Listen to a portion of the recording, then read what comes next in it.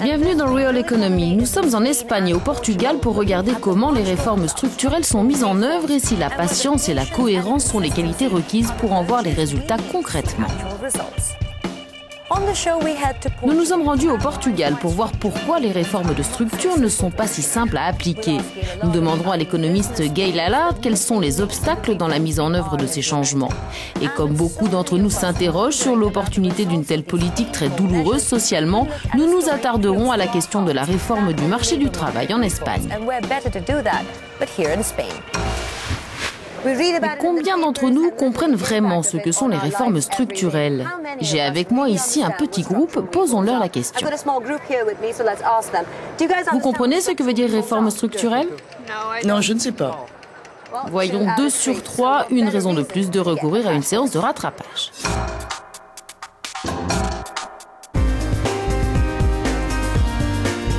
Il était une fois un pays où les citoyens ne trouvaient plus de travail, où l'inflation augmentait et où les dépenses publiques explosaient. Pour régler le problème, ce pays devait améliorer le fonctionnement de ses marchés des produits et du travail. Cela impliquait des coupes douloureuses dans les dépenses, mais aussi une augmentation des impôts et des privatisations en série. Les normes régissant le marché du travail devenaient plus flexibles, les marchés étaient déréglementés et on mettait fin à certaines subventions publiques. Ces réformes douloureuses conduisaient les citoyens à s'interroger: pouvaient-ils oui ou non espérer en un avenir meilleur? En fait, cela a pris du temps, mais en rendant les marchés plus fluides, on encourageait la compétition et l'investissement dans les entreprises, ce qui conduisait à davantage d'emplois et de croissance.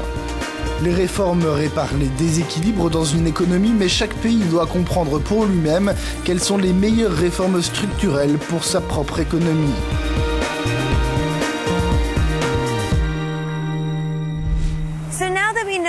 Nous savons que ces réformes structurelles ont aidé l'Irlande à sortir de son plan de sauvetage. L'Espagne a terminé ses réformes dans le secteur financier, la Grèce et Chypre montrent de légers signes de reprise. Giovanni Maggi analyse l'impact et le retour de bâton au Portugal qui s'est concentré jusqu'à présent sur des réformes fiscales et dans les finances publiques.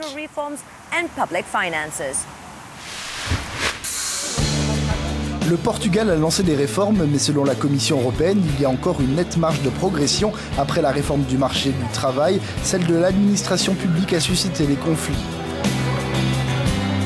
Les Portugais ont déjà accès au bureau où tous les services aux citoyens sont concentrés, mais la réforme qui devait aller encore plus loin, avec une réduction substantielle du nombre d'employés, a été récemment rejetée par la Cour constitutionnelle.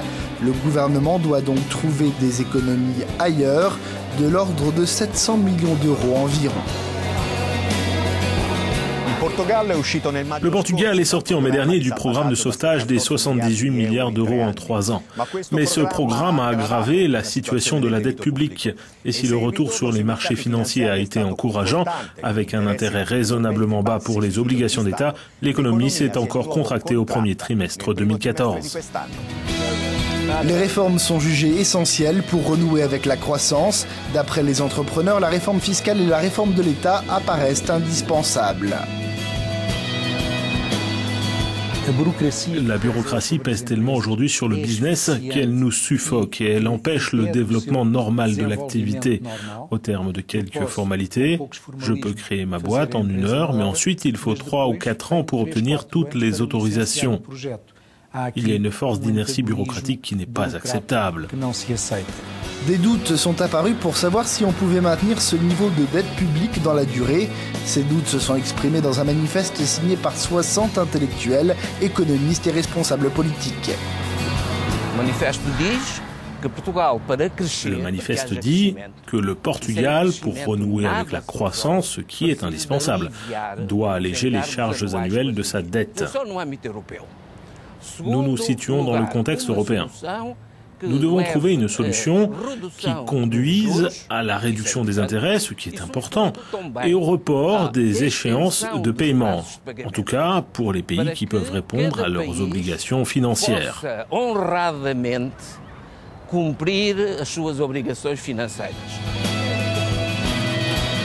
Une compétition accrue sur les marchés des produits et des services, voilà l'autre objectif du Portugal, comme d'ailleurs celui d'autres pays européens.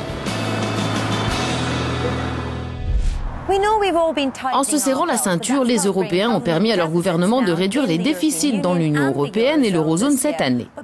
Mais la dette publique reste très élevée, au-delà ou autour de 100% du PIB dans beaucoup de pays, dont l'Espagne, l'Italie et le Portugal. La cohérence dans la politique et les réformes deviennent décisives pour obtenir des résultats concrets. J'ai rappelé Gail Allard, professeur d'économie à l'IE Business School, et je lui ai demandé si les réformes structurelles étaient la seule planche de salut ou si le contre-coup public et légal ne risquait pas de gripper la reprise.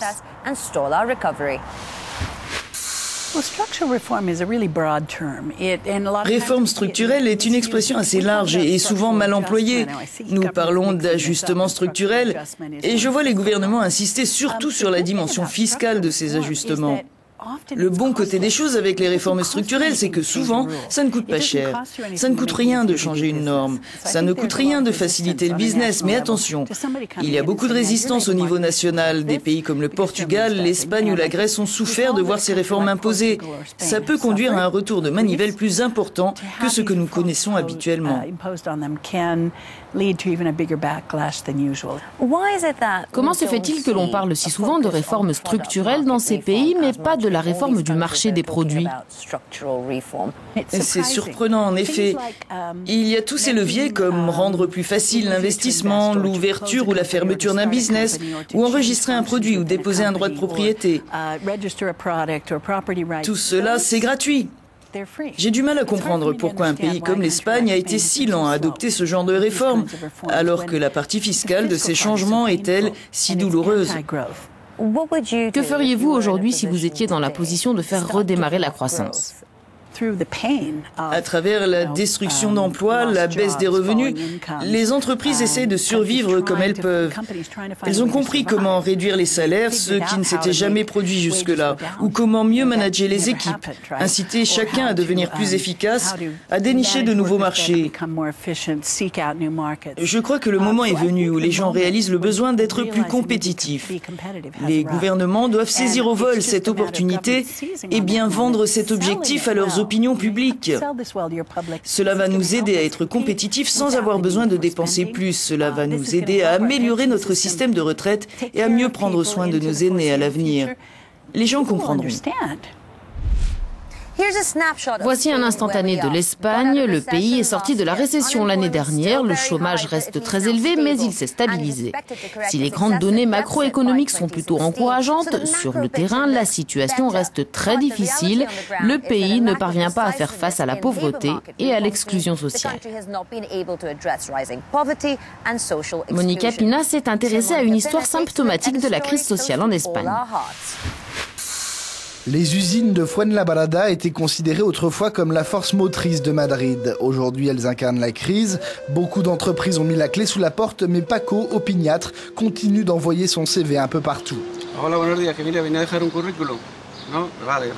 Il travaillait comme charpentier depuis 40 ans, mais s'est retrouvé au chômage en 2010. Avant, je venais là presque tous les jours. Maintenant, je viens 2 fois par mois parce que, compte tenu de ma situation, je ne peux pas me le permettre. À partir de 2010, je n'ai eu que des petits boulots d'1 ou 2 semaines, tout au plus 1 mois. L'Espagne a souvent été créditée de réformes structurelles d'envergure et a même été érigée en exemple pour des pays périphériques de l'eurozone se débattant dans la crise de la dette.